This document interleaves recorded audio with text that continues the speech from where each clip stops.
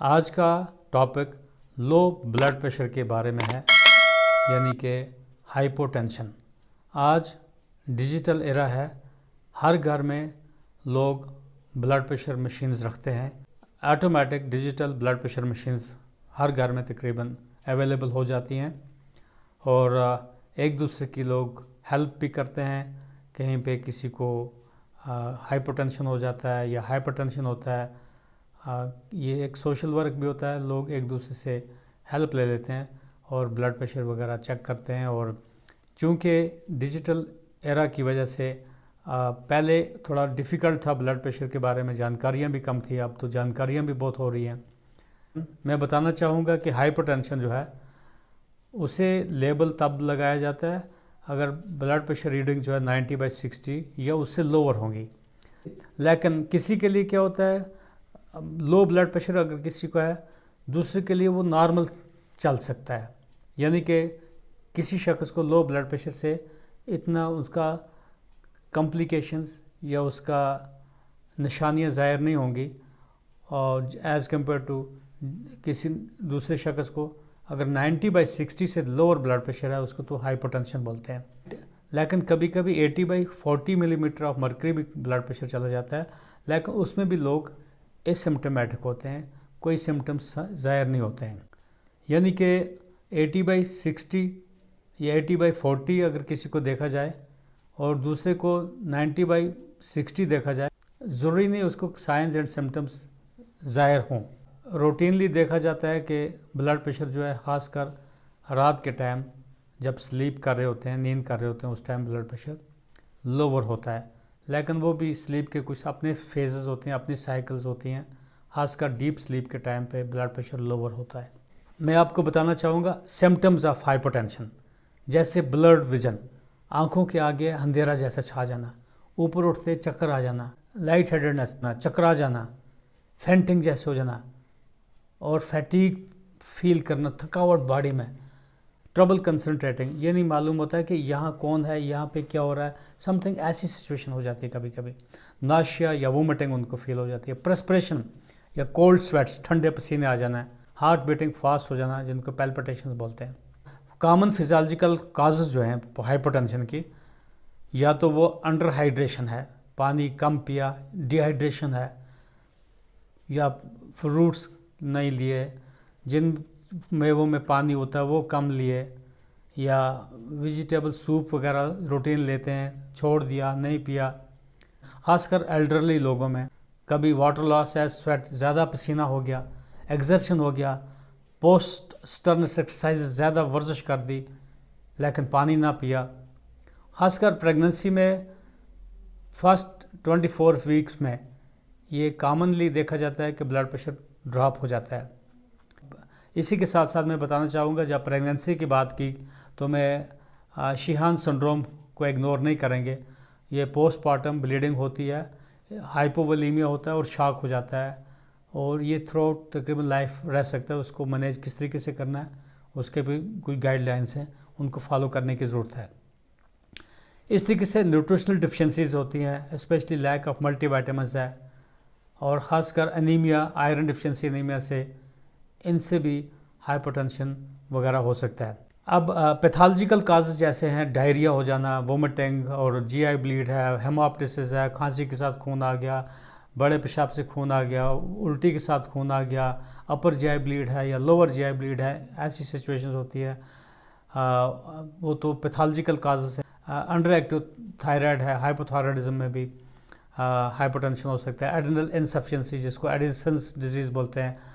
Extremely low blood sugars जब हो जाएंगे, उनमें भी हाइपरटेंशन हो सकता है। बाकी कुछ और मेडिकल कंडीशंस हैं, जो सेप्टिक शॉक हैं। मेडिकल पीपल जो है इसको अंडरस्टैंड करेंगे। सेप्टिक शॉक मेडिकोस अंडरस्टैंड करते हैं। सेप्टिक शॉक क्या होता है, ग्राम पॉजिटिव शॉक है, ग्राम नेगेटिव शॉक है, वो एक्सटेंसिव चीज़ें हैं, वो उतना डिटेल जानने की ज़रूरत नहीं है। इस तरीके से एनाफिलेक्टिक शॉक, अचानक किसी को ड्रग रिएक्शन हो जाती है, तो उस सूरत में भी, एनाफिलेक्टिक शॉक में भी हाइपरटेंशन स्टार्ट हो सकता है। इस तरीके से पोस्टरल हाइपरटेंशन, कुछ ड्रग्स हैं जो पोस्टरल हाइपरटेंशन करती हैं। मैंने पोस्टल हाइपोटेंशन के बारे में एक वीडियो बनाया था। अगर आप मुनासिब समझोगे, अगर आपको उसकी ज़रूरत है, आप उसको पोस्टल हाइपोटेंशन अंडरस्टैंडिंग करने के लिए आप देख सकते हो, सर्च कर सकते हो मेरे यूट्यूब के किसी आर्टिकल में मैंने बोला हुआ है। इस तरीके से research suggest that having low blood pressure increases A persons risk of having TIA, कि अचानक जब ब्लड फ्लो ब्रेन को या हार्ट को ना जाए तो उसमें ट्रांजिट इस्कीमिक अटैक्स हो सकते हैं। तो transit ischaemic attacks with in 24 hours reversible condition होती है, और हाइपोटेंशन मैनेज करना है क्विकली सो दैट ये TIA नहीं होगा।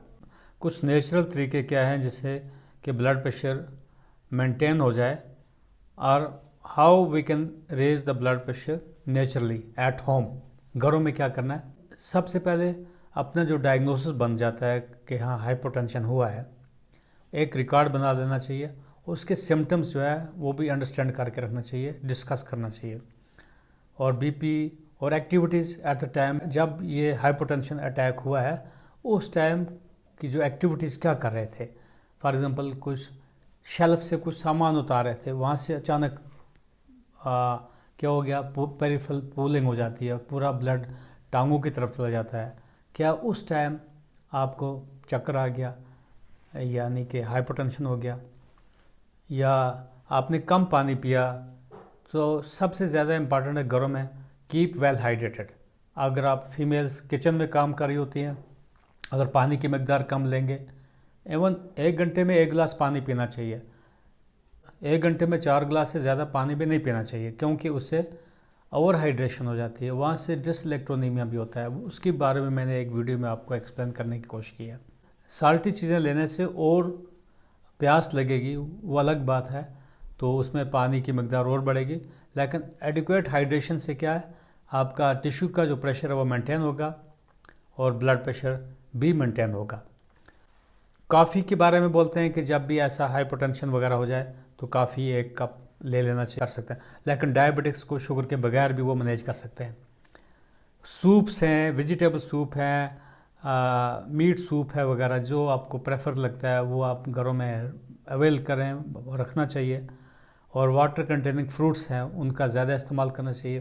खासकर कभी कभी क्रॉस लेग्स करके बैठने की ज़रूरत होती है, ताकि जो ब्लड का जो फ्लो है बैक टू ब्रेन हो जाए, क्योंकि अगर पेरिफेरल पूलिंग जब हो जाती है एक ही जगह खासा टाइम खड़े रहने से, खासकर एल्डरली लोगों में ये चीज़ें हो सकती हैं।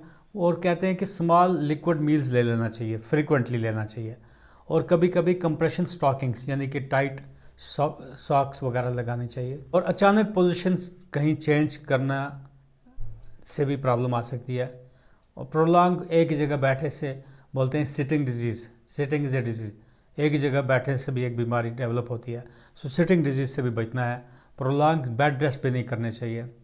और इनपुट और आउटपुट, कितना फ्लूइड इनटेक किया, कितना आउटपुट हुआ, वो भी अपना हर शख्स को इंडिविजुअल लेवल पे अंडरस्टैंड करना चाहिए।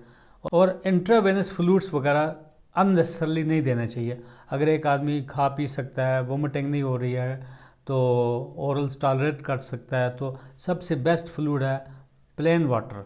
1 घंटे में 1 गिलास पानी ले लो, आपका वाटर बैलेंस मेंटेन हो जाएगा।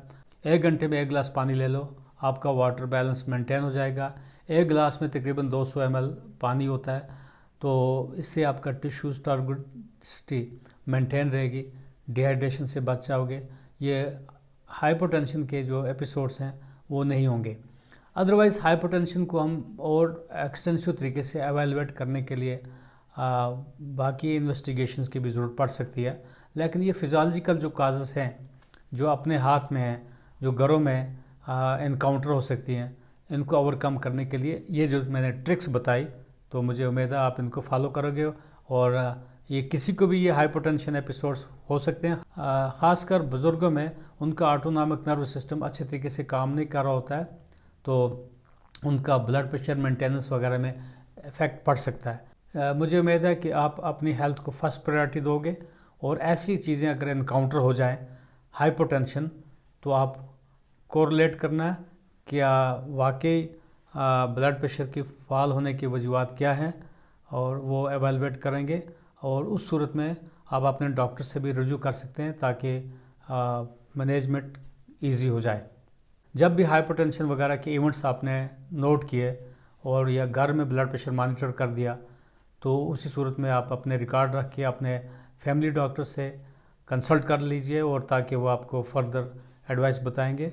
और एक्सट्रीमली प्रोलॉन्ग तरीके से हाइपरटेंशन में भी लॉस हो सकता है, किडनीज पे दबाव पड़ सकता है। So keep well hydrated, keep your blood pressure in a normal range or optimal range or in ideal range. All the best till next. Khuda Hafiz.